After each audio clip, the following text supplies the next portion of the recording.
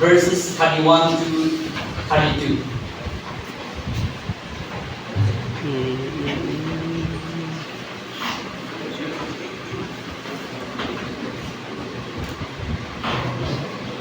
That verse lang.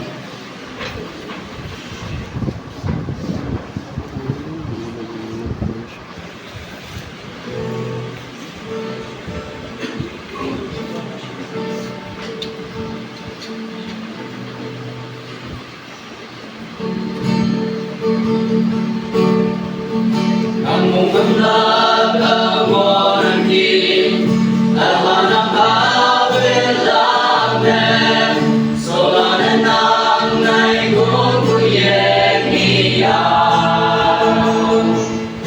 Kalung yusinyaw buwan, juga yang enang hanen, tenggulelay yang among ketinggian.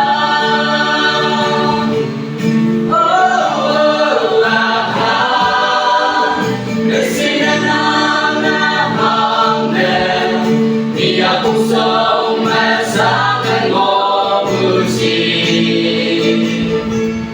ang bagawan ng tanan dagan sumasabona ang ikribay nangandan mo na soletan mo layikan kalong yumayo na Lenang ngayon ang ngayay busi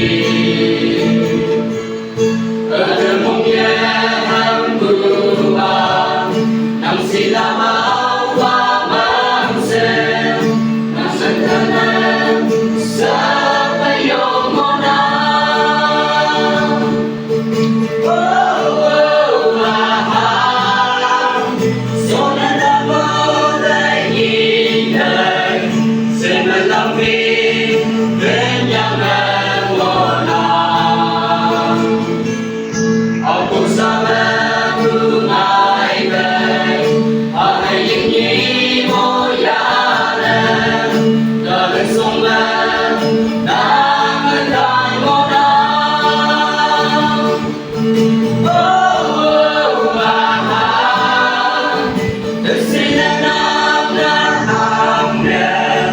Ia